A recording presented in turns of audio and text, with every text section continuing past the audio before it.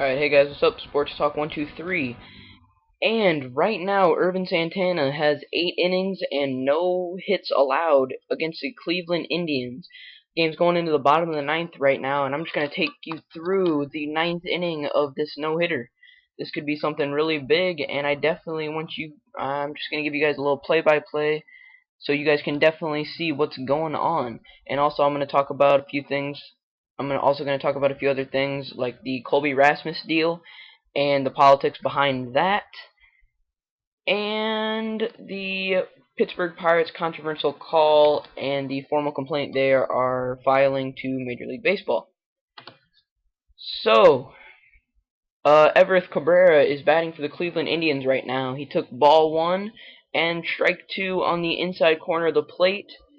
He's hit the third pitch in play. He has grounded out to Howie Kendrick. Alright. So now there's 2 outs in this no-hitter. Michael Brantley stepping up to the plate. Ervin Santana needs 1 more out to complete the complete game no-hitter against the Cleveland Indians. Michael Brantley is 0 for 3 today. Ervin Santana has done pretty good. His pitch count's at 103 right now. He's given up no hits. The score's 3-1 right now, but they scored their only run on a wild pitch in the very first inning. And they didn't get any hits on that one. Alright, so Michael Brantley takes strike 1 looking on the bottom half of the strike zone.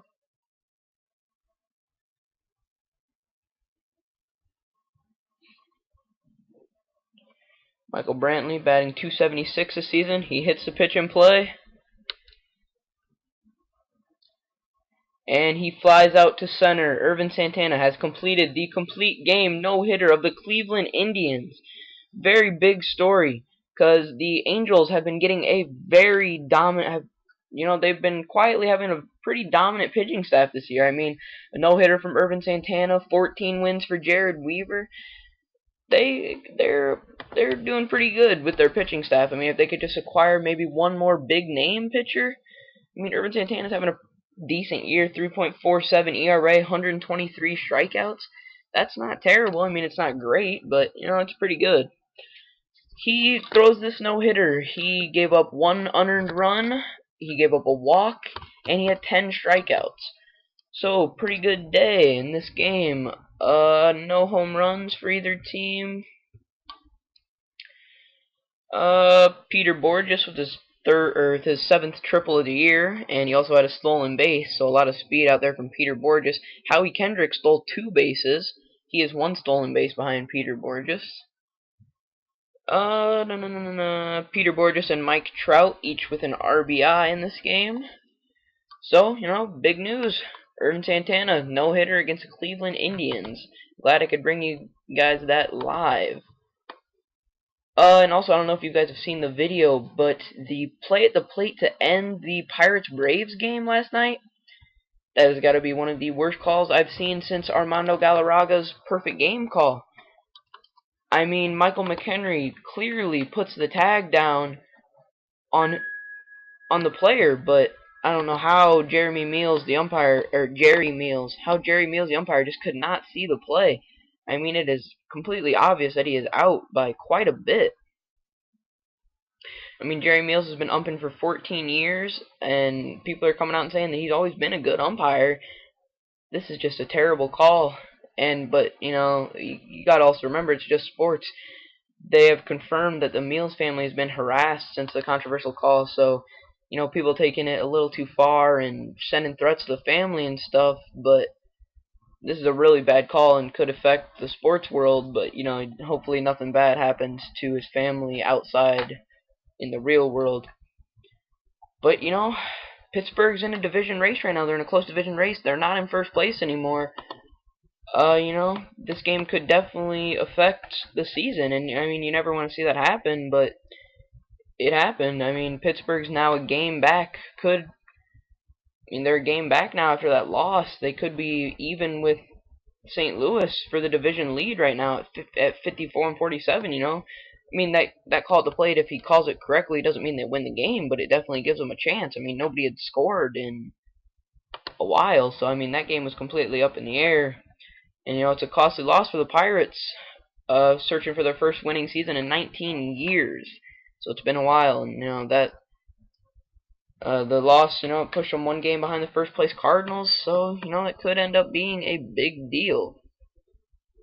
And yeah, there's already stuff all over ESPN, people calling it the worst call ever, such as things. But I'd still say the Armando Galarraga call was worse and in a bigger moment and stuff. But this call is definitely a bad one.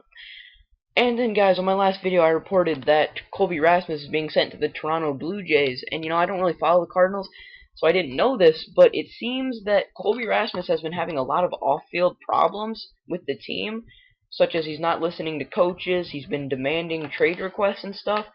So, the Cardinals might have some problems out there. They did get rid of him and sent him out to Toronto, and they did get a pretty good deal, getting Octavio Dotel, Mark Repchinski, and Edwin Jackson, some good veteran pitching, but Toronto definitely won that deal, getting Colby Rasmus. He's going to be a great center fielder for years to come. So, the Cardinals could have problems, because then their high ups in the Cardinals organization come out telling people that no, yeah, they're having problems with Colby Rasmus, but no, they're not trying to deal him. But then you hear from other Major League GMs, and all the GMs are saying, yeah, they were definitely trying to get rid of him. People weren't giving them offers. They were looking around trying to get rid of him. So, this could cause issues out in St. Louis. And Colby Rasmus, he's a good player, but maybe he needs to grow up a little. Not listening to coaches, demanding trade requests. I mean, obviously the team showed, what, you want out of here? Good. We don't need you. We can get other players for you, and we're still the first place team in the division. So the young guys, they always think they're bigger than the team, but something like this will definitely bring you down to earth, showing that you're not bigger than the team. Nobody is. And the team didn't need him. I mean, they got rid of him, and I'm sure they'll be fine without him. They'll still be a first place team, probably maybe win the division, win the wild card, maybe get in, and maybe go far in the playoffs. But Colby Rasmus, I didn't follow the Cardinals, so I mean I followed the Cardinals a little bit, but not heavily, so I didn't actually know that he was having problems with the team when I first reported on this. But it seems that he is, and that's another reason why he was dealt. But, big move for the Toronto Blue Jays. They acquired Mark Teahen today. They acquired Colby Rasmus, Trevor Miller, prospects. So, they could be on the rise in the next few years, so be looking out for them, as they made some big trades last year, too, getting Yunel Escobar from the Atlanta Braves last year.